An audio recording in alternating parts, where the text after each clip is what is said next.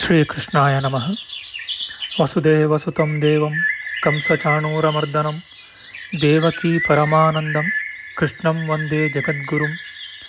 ಬ್ರಹ್ಮಸ್ಥಾನ ಸರೋಜ ಮಧ್ಯವಿಲಸಚ್ಛೀತಾಂಶು ಪೀಠಸ್ಥಿತಂ ಸ್ಫೂರ್ಜತ್ಸೂರ್ಯರುಚಿಂ ವರಾಭಯಕರಂ ಕರ್ಪೂರಕುಂದೋಜ್ವಲಂ ಶ್ವೇತಸೃಗ್ವಸನಾನುಲೇಪನಯುತಂ ವಿದ್ಯುದ್ರುಚಾ ಕಾಂತಯ ಸಂಶ್ಲಿಷ್ಟಾರ್ಧತನುಂ ಪ್ರಸನ್ನವದನಂ ವಂದೇ ಗುರುಂ ಸಾದರಂ. ಶ್ರೀ ಗುರುಭ್ಯೋ ನಮಃ. ಲಂಬೋದರಂ ಪರಮಸುಂದರಮೇಕದಂತಂ ರಕ್ತಾಂಬರಂ ತ್ರಿನಯನಂ ಪರಮಂ ಪವಿತ್ರಂ ಉದ್ಯದ್ದಿವಾಕರಕರೋಜ್ವಲಕಾಯಕಾಂತಂ ವಿಘ್ನೇಶ್ವರಂ ಸಕಲವಿಘ್ನಹರಂ ನಮಾಮಿ. ತ್ವಾಂ ದೇವ ವಿಘ್ನದಲನೇತಿ ಚ ಸುಂದರೇತಿ ಭಕ್ತಿಪ್ರಿಯೇತಿ ಸುಖದೇತಿ ಫಲಪ್ರದೇತಿ ವಿದ್ಯಾಪ್ರದೇತ್ಯಗಹರೇತಿ ಚ ಯೇ ಸ್ತುವಂತಿ ತೇಭ್ಯೋ ಗಣೇಶವರದೋ ಭವ ನಿತ್ಯಮೇವ. ಶ್ರೀ ಮಹಾಗಣಪತಯೇ ನಮಃ.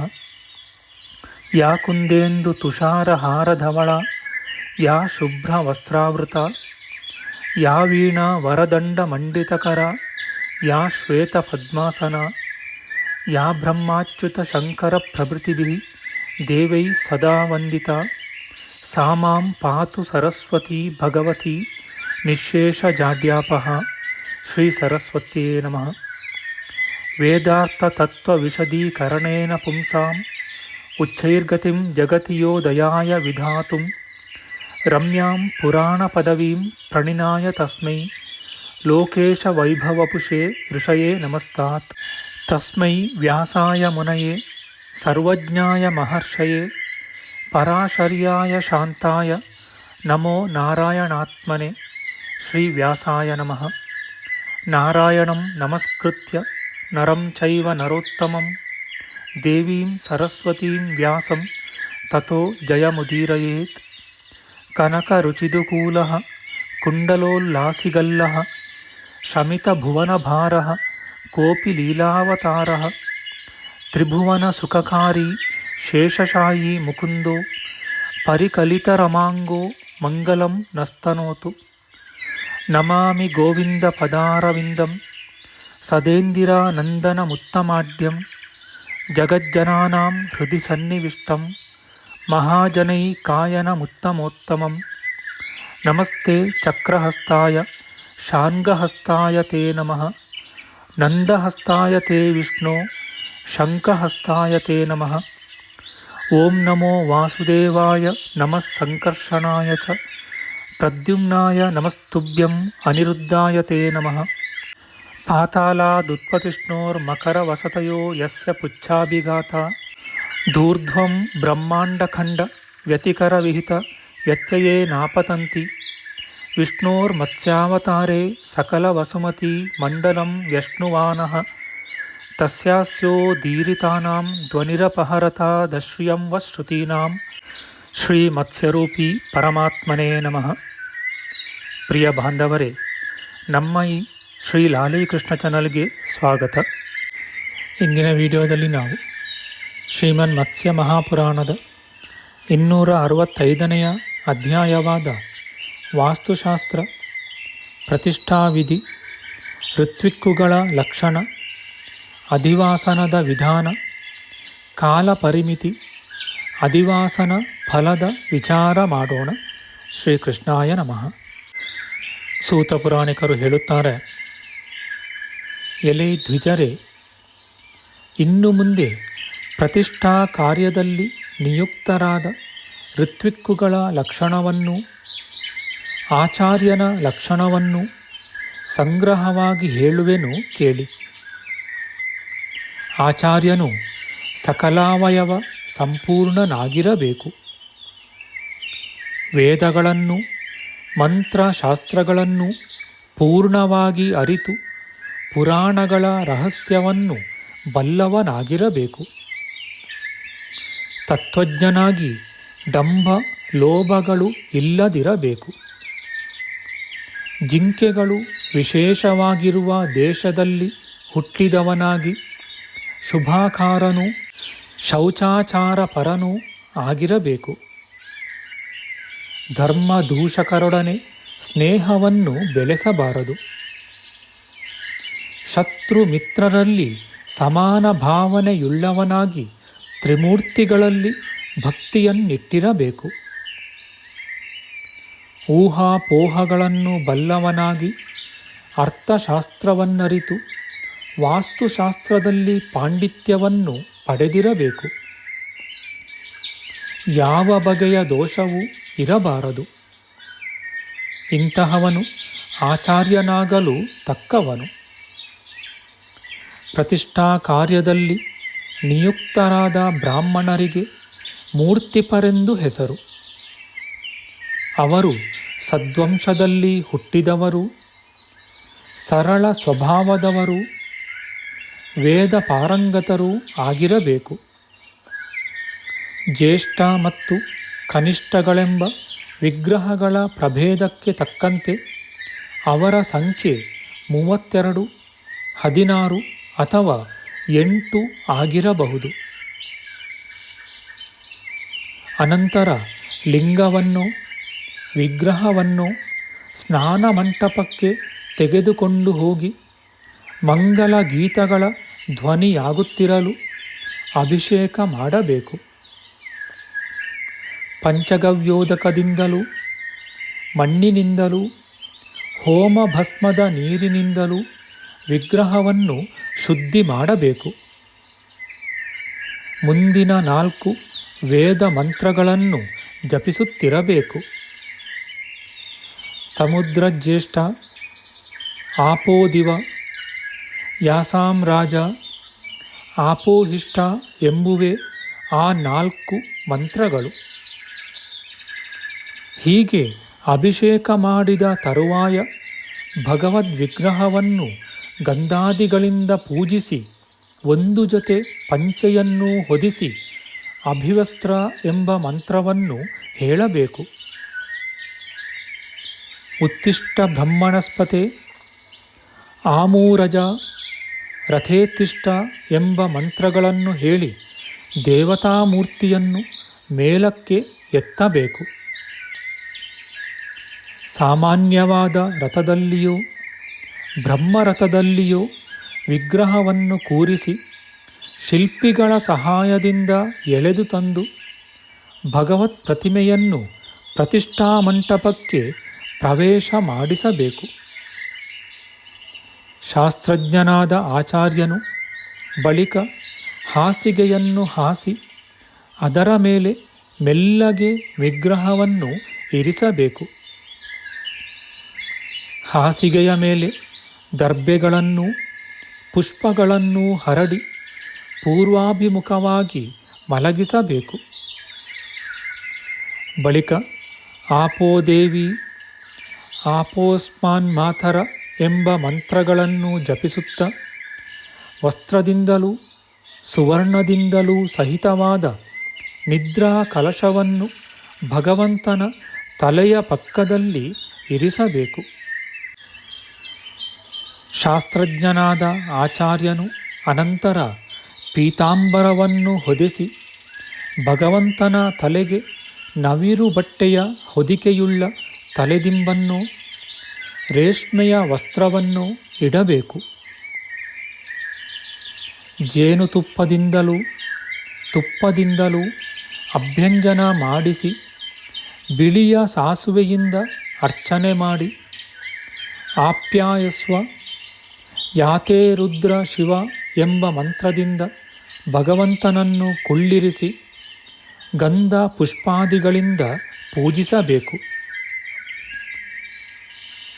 ಬಾರ್ಹ್ವಸ್ವತ್ಯ ಎಂಬ ಮಂತ್ರದಿಂದ ಶುಭ್ರವಾದ ಕಂಕಣವನ್ನು ಭಗವತ್ ಪ್ರತಿಮೆಗೆ ಧಾರಣ ಮಾಡಿ ಉತ್ತಮವಾದ ರೇಷ್ಮೆಯ ಮತ್ತು ಹತ್ತಿಯ ಬಟ್ಟೆಗಳನ್ನು ಚಿತ್ರ ವಿಚಿತ್ರವಾದ ಪೀತಾಂಬರಗಳನ್ನು ಹೊದಿಸಿ ಛತ್ರ, ಚಾಮರ ಮತ್ತು ಕನ್ನಡಿಗಳನ್ನು ಪಕ್ಕದಲ್ಲಿರಿಸಬೇಕು. ಪುಷ್ಪಾಲಂಕೃತವಾದ ಮೇಲ್ಗಟ್ಟನ್ನು ಕಟ್ಟಬೇಕು. ತನ್ನ ವಿಭವಕ್ಕೆ ತಕ್ಕಂತೆ ರತ್ನಗಳು, ಔಷಧಿಗಳು, ಗೃಹೋಪಕರಣಗಳು, ಚಿತ್ರ ವಿಚಿತ್ರವಾದ ಪಾತ್ರೆಗಳು, ಶಯನಗಳು, ಹಾಸಿಗೆಗಳು ಮುಂತಾದುವನ್ನು ಅಭಿತ್ವಾಶೂರ ಎಂಬ ಮಂತ್ರಪೂರ್ವಕವಾಗಿ ಇರಿಸಬೇಕು. ಹಾಲು, ಜೇನು, ತುಪ್ಪ, ಭಕ್ಷ್ಯ ಭೋಜ್ಯಗಳು, ಅನ್ನ, ಪಾಯಸ ಮತ್ತು ಷಡ್ರಸೋಪೇತವಾದ ವ್ಯಂಜನಾದಿಗಳನ್ನು ನಿವೇದನ ಮಾಡಿ ವಿಶೇಷವಾಗಿ ಪೂಜಿಸಬೇಕು. ತ್ರ್ಯಂಬಕಂ ಯಜಾಮಹೇ ಎಂಬ ಮಂತ್ರದಿಂದ ಎಲ್ಲ ದಿಕ್ಕುಗಳಲ್ಲಿ ನೆಲದ ಮೇಲೆ ಎಚ್ಚರಿಕೆಯಿಂದ ಅತಿಶಯವಾಗಿ ಬಲಿಯನ್ನು ಹಾಕಬೇಕು. ಆಚಾರ್ಯನು ತರುವಾಯ ಎಲ್ಲ ದಿಕ್ಕುಗಳಲ್ಲೂ ಋತ್ವಿಕ್ಕುಗಳನ್ನು ವರಿಸಬೇಕು. 4 ಬಾಗಿಲುಗಳಲ್ಲೂ 4 ದ್ವಾರಪಾಲಕರನ್ನು ನಿಯಮಿಸಬೇಕು. ಪೂರ್ವ ದಿಕ್ಕಿನಲ್ಲಿ ಕುಳಿತಿರುವ ಋಗ್ವೇದಿಯು ಶ್ರೀಸೂಕ್ತ, ಪವಮಾನ ಸೂಕ್ತ, ಸೋಮಸೂಕ್ತ, ಸುಮಂಗಲ ಸೂಕ್ತ, ಶಾಂತಿಕಾಧ್ಯಾಯ, ಇಂದ್ರ ಸೂಕ್ತ, ರಕ್ಷೋಘ್ನ ಸೂಕ್ತ ಇವುಗಳನ್ನು ಜಪಿಸಬೇಕು. ದಕ್ಷಿಣದಲ್ಲಿರುವ ಯಜುರ್ವೇದಿಯು ರುದ್ರಸೂಕ್ತ, ಪುರುಷ ಸೂಕ್ತ, ಶ್ಲೋಕಾಧ್ಯಾಯ, ಶುಕ್ರಿಯ, ಮಂಡಲಾಧ್ಯಾಯ ಇವುಗಳನ್ನು ಜಪಿಸಬೇಕು. ಪಶ್ಚಿಮದಲ್ಲಿ ಕುಳಿತಿರುವ ಸಾಮವೇದಿಯು ವಾಮದೇವ ಸಾಮ, ಬೃಹತ್ ಸಾಮ, ಜ್ಯೇಷ್ಠ ಸಾಮ, ರಥಂತರ ಸಾಮ, ಪುರುಷ ಸೂಕ್ತ, ರುದ್ರ ಸೂಕ್ತ, ಶಾಂತಿಕಾಧ್ಯಾಯ ಮತ್ತು ಭಾರಂಡ ಸಾಮಗಳನ್ನು ಪಾರಾಯಣ ಮಾಡಬೇಕು. ಉತ್ತರದಲ್ಲಿರುವ ಅಥರ್ವವೇದಿಯು ಅಥರ್ವಾಂಗೀರಸ, ನೀಲ, ರೌದ್ರ, ಅಪರಾಜಿತ, ದೇವಿ ಸಪ್ತಸೂಕ್ತ, ರುದ್ರಸೂಕ್ತ, ಶಾಂತಿಕಾಧ್ಯಾಯ ಇವುಗಳನ್ನು ಪಠಿಸಬೇಕು. ಆಚಾರ್ಯನು ದೇವತಾ ವಿಗ್ರಹದ ಶಿರಸ್ಥಾನದಲ್ಲಿ ವ್ಯಾಹೃತಿ ಸಹಿತವಾಗಿ ಶಾಂತಿ ಮಂತ್ರಗಳಿಂದಲೂ ಪೌಷ್ಟಿಕ ಮಂತ್ರಗಳಿಂದಲೂ ಹೋಮ ಮಾಡಬೇಕು. ಮುತ್ತುಗ, ಅತ್ತಿ, ಅರಳಿ, ಉತ್ತರಣೆ, ಬನ್ನಿ ಈ 5 ಜಾತಿಯ ಸಮಿತ್ತುಗಳಲ್ಲಿ ಒಂದೊಂದರಿಂದಲೂ 1000 ಸಂಖ್ಯೆಯಲ್ಲಿ ಹೋಮಗಳನ್ನು ಮಾಡಿ ಭಗವಂತನ ಪಾದವನ್ನು ಸ್ಪರ್ಶಿಸಬೇಕು. ಮತ್ತೆ 1000 ಸಂಖ್ಯೆಯಲ್ಲಿ ಹೋಮವನ್ನು ಮಾಡಿ ಭಗವಂತನ ನಾಭಿ ಮಧ್ಯವನ್ನು, ವಕ್ಷಸ್ಥಳವನ್ನು, ಶಿರಸ್ಸನ್ನು ಸ್ಪರ್ಶಿಸಬೇಕು.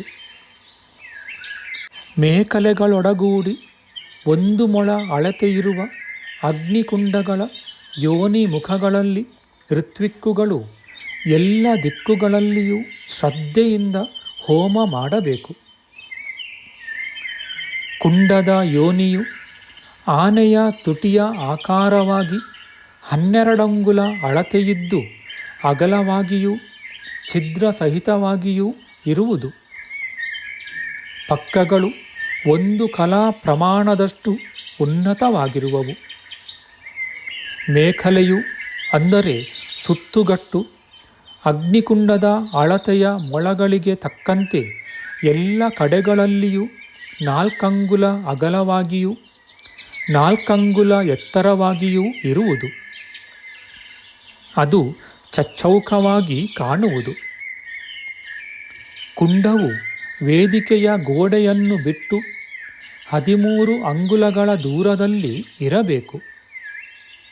ಹೀಗೆ 9 ಕುಂಡಗಳು ಲಕ್ಷಣವನ್ನು ಅನುಸರಿಸಿ ನಿರ್ಮಿತವಾಗಬೇಕು. ಋತ್ವಿಕ್ಕುಗಳು ಉತ್ತರಾಭಿಮುಖರಾಗಿ ಕುಳಿತು ಲೋಕಪಾಲಕರನ್ನು ಆಯಾ ದೇವತಾ ಮೂರ್ತಿಗಳನ್ನು ಕ್ರಮವಾಗಿ ಉದ್ದೇಶಿಸಿ ಹೋಮ ಮಾಡಬೇಕು. ಹಾಗೆಯೇ ಮೂರ್ತಿಯ ಅಧಿದೇವತೆಗಳಿಗೂ ಶ್ರದ್ಧೆಯಿಂದ ಹೋಮ ಮಾಡಬೇಕು. ಭೂಮಿ, ಅಗ್ನಿ, ಯಜಮಾನ, ಸೂರ್ಯ, ಜಲ, ವಾಯು, ಚಂದ್ರ, ಆಕಾಶ ಇವೆಂಟು ಮಹಾದೇವನ ಶರೀರಗಳು. ಇವುಗಳನ್ನು ಕುಂಡಗಳಲ್ಲಿ ಆವಾಹನ ಮಾಡಬೇಕು. ಇವುಗಳ ಅಧಿಪತಿಗಳಾದ ದೇವತಾ ಮೂರ್ತಿಗಳನ್ನು ಹೇಳುವೆನು. ಶರ್ವನು ಭೂಮಿಯನ್ನು, ಪಶುಪತಿಯು ಅಗ್ನಿಯನ್ನು ರಕ್ಷಿಸುತ್ತಾರೆ. ಉಗ್ರನು ಯಜಮಾನನಿಗೂ ರುದ್ರನು ಆದಿತ್ಯನಿಗೂ ಅಧಿಪತಿಗಳು. ಭವನು ಜಲವನ್ನು, ಈಶಾನನು ವಾಯುವನ್ನು ಯಾವಾಗಲೂ ಪಾಲಿಸುತ್ತಾರೆ. ಮಹಾದೇವನು ಚಂದ್ರನನ್ನು, ಭೀಮನು ಆಕಾಶವನ್ನು ಸಲಹುತ್ತಾರೆ. ಎಲ್ಲ ದೇವತೆಗಳ ಪ್ರತಿಷ್ಠೆಯಲ್ಲೂ ಇವರೇ ಮೂರ್ತ್ಯಧಿಪತಿಗಳೆನಿಸಿಕೊಳ್ಳುವರು. ವೇದಗಳಲ್ಲಿ ಹೇಳಿರುವ ಆಯಾ ಮಂತ್ರಗಳಿಂದ ಇವರಿಗೆ ಹೋಮವನ್ನು ಮಾಡಬೇಕು. ಎಲ್ಲ ಕಡೆಯ ಕುಂಡಗಳಲ್ಲಿಯೂ ಶಾಂತಿ ಕುಂಭಗಳನ್ನು ಸ್ಥಾಪಿಸಬೇಕು. 100 ಅಥವಾ 1000 ಸಂಖ್ಯೆಗಳಲ್ಲಿ ಹೋಮಗಳು ಮುಗಿದ ಮೇಲೆ ಪೂರ್ಣಾಹುತಿಯನ್ನು ಕೊಡಬೇಕು. ಆಚಾರ್ಯನು ಶಾಂತಚಿತ್ತನಾಗಿ ನೆಲದ ಮೇಲೆ ಹೆಜ್ಜೆಯನ್ನು ಮಟ್ಟವಾಗಿ ಊರಬೇಕು. ಪ್ರತಿಯೊಂದು ಸಾರಿ ಹೋಮ ಮಾಡಿದಾಗಲೂ ದರ್ವಿಯಲ್ಲಿ ಉಳಿಯುವ ಆಹುತಿ ಶೇಷವನ್ನು ಪೂರ್ಣ ಕುಂಭಗಳಲ್ಲಿ ಹಾಕಬೇಕು. ಅದನ್ನು ಭಗವಂತನ ಪಾದ, ಮಧ್ಯ ಮತ್ತು ಶಿರಸ್ಸುಗಳಿಗೆ ಪ್ರೋಕ್ಷಿಸಬೇಕು. ಭಗವನ್ಮೂರ್ತಿಯನ್ನು ನಿಲ್ಲಿಸಿ ಆಹುತಿ ಶೇಷವನ್ನು ಹಾಕಿದ ಕುಂಭೋದಕದಿಂದ ಅಭಿಷೇಕ ಮಾಡಬೇಕು. ಪ್ರತಿಯೊಂದು ಜಾವದಲ್ಲೂ ಭಗವಂತನಿಗೆ ಗಂಧ, ಪುಷ್ಪ, ಧೂಪ, ದೀಪ, ನೈವೇದ್ಯಗಳನ್ನು ಸಮರ್ಪಿಸಬೇಕು. ಮತ್ತೆ ಮತ್ತೆ ಹೋಮಗಳನ್ನು ಮಾಡಬೇಕು. ಯಜಮಾನನು ಪುನಃ ಪುನಃ ದಕ್ಷಿಣೆಯನ್ನು ಕೊಡಬೇಕು. ಶುಭ ವಸ್ತ್ರಗಳು, ಅಂದವಾದ ಚಿನ್ನದ ಬಳೆಗಳು, ಚಿನ್ನದ ಉಡಿದಾರಗಳು, ಉಂಗುರಗಳು, ಬಟ್ಟೆಗಳು, ಹಾಸಿಗೆಗಳು ಇವನ್ನು ತನ್ನ ಶಕ್ತಿಗೆ ತಕ್ಕಂತೆ ಪ್ರತಿಯೊಂದು ಜಾವದಲ್ಲೂ ಋತ್ವಿಕ್ಕುಗಳಿಗೆಲ್ಲ ದಾನ ಮಾಡಬೇಕು. ಅನ್ನವನ್ನು ಧಾರಾಳವಾಗಿ ಹಾಕಬೇಕು. ಅಧಿವಾಸನ ಮುಗಿಯುವವರೆಗೂ ಹೀಗೆಯೇ ನಡೆಸಬೇಕು. 3 ಸಂಧ್ಯಾಕಾಲಗಳಲ್ಲೂ ಭೂತ ಬಲಿಯನ್ನು ಎಲ್ಲ ದಿಕ್ಕುಗಳಲ್ಲಿಯೂ ಹಾಕಬೇಕು. ಮೊದಲು ಬ್ರಾಹ್ಮಣರನ್ನು, ತರುವಾಯ ಸಕಲ ವರ್ಣದವರನ್ನು ಭೋಜನದಿಂದ ತೃಪ್ತಿಗೊಳಿಸಬೇಕು. ರಾತ್ರಿಯಲ್ಲಿ ನರ್ತನಗಳಿಂದಲೂ ಗೀತಗಳಿಂದಲೂ ಮಹೋತ್ಸವವನ್ನು ನಡೆಸಬೇಕು. 4ನೆಯ ರಾತ್ರಿಯಲ್ಲಿ ವಿಹಿತವಾದ ಕರ್ಮವು ನಡೆಯುವವರೆಗೂ ಹೀಗೆ ಪ್ರತಿ ಜಾವದಲ್ಲೂ ಪ್ರಯತ್ನದಿಂದ ಎಲ್ಲರನ್ನೂ ಪೂಜಿಸುತ್ತಿರಬೇಕು. 3, 1, 5 ಅಥವಾ 7 ರಾತ್ರಿಗಳ ಕಾಲ ವಿಗ್ರಹಗಳಿಗೆ ಅಧಿವಾಸವನ್ನು ನಡೆಸಬೇಕು. ಕೆಲವು ವೇಳೆ ತತ್ಕಾಲದಲ್ಲಿಯೇ ಇದನ್ನು ಮುಗಿಸಿ ಬಿಡಬಹುದು. ಅಧಿವಾಸೋತ್ಸವವು ಸಕಲ ಯಜ್ಞಗಳ ಫಲವನ್ನು ಕೊಡುವುದು. ಇತಿ ಶ್ರೀ ಮಾತ್ಸ್ಯೆ ಮಹಾಪುರಾಣೆ ಅಧಿವಾಸನ ವಿಧಿರ್ನಾಮ ಪಂಚಷಷ್ಠ್ಯಧಿಕ-द्विशततमोऽध्यायः. ಶ್ರೀಕೃಷ್ಣಾರ್ಪಣಮಸ್ತು. ನಮ್ಮ ಮುಂದಿನ ವಿಡಿಯೋದಲ್ಲಿ ನಾವು ಶ್ರೀಮನ್ ಮತ್ಸ್ಯ ಮಹಾಪುರಾಣದ 266ನೆಯ ಅಧ್ಯಾಯವಾದ ವಾಸ್ತುಶಾಸ್ತ್ರ, ಪ್ರತಿಷ್ಠಾ ಪ್ರಯೋಗ, ಕೂರ್ಮಶಿಲೆ ಮತ್ತು ಬ್ರಹ್ಮಶಿಲೆಗಳ ಸ್ಥಾಪನೆ, ಪೀಠ ಪ್ರತಿಷ್ಠೆ, ಬೀಜನ್ಯಾಸ, ರತ್ನನ್ಯಾಸಗಳು, ವಿಗ್ರಹ ಸ್ಥಾಪನ, ಪ್ರತಿಷ್ಠಾ ಮಹೋತ್ಸವದ ವಿಚಾರ ಮಾಡೋಣ. ಆಧ್ಯಾತ್ಮಿಕ ಚರ್ಚೆ ಮತ್ತು ವಿಚಾರ ವಿನಿಮಯಕ್ಕಾಗಿ ಶುರು ಮಾಡಿದ ಈ ಚಾನಲ್ನಲ್ಲಿ ನಾವು ಅಪ್ಲೋಡ್ ಮಾಡುವ ಎಲ್ಲ ವಿಡಿಯೋಗಳನ್ನು ಸಂಪೂರ್ಣವಾಗಿ ನೋಡಿ ನಿಮ್ಮ ಸಲಹೆಗಳನ್ನು ಕಮೆಂಟ್ ಬಾಕ್ಸ್ನಲ್ಲಿ ಬರೆಯಿರಿ. ಈ ಚಾನಲ್ಗೆ ಸಬ್ಸ್ಕ್ರೈಬ್ ಮಾಡಿ ಹಾಗೂ ಬೆಲ್ ಬಟನ್ ಒತ್ತಿ ನಾವು ಹಾಕುವ ಎಲ್ಲ ವಿಡಿಯೋಗಳನ್ನು ನೋಡಿ ಪ್ರೋತ್ಸಾಹಿಸಿ. ಕೃಷ್ಣಂ ನಾರಾಯಣಂ ವಂದೇ ಕೃಷ್ಣಂ ವಂದೇ ವ್ರಜಪ್ರಿಯಂ ಕೃಷ್ಣಂ ದ್ವೈಪಾಯನಂ ವಂದೇ ಕೃಷ್ಣಂ ವಂದೇ ಪೃಥಾಸುತಂ. ಶ್ರೀಕೃಷ್ಣಾಯ ನಮಃ.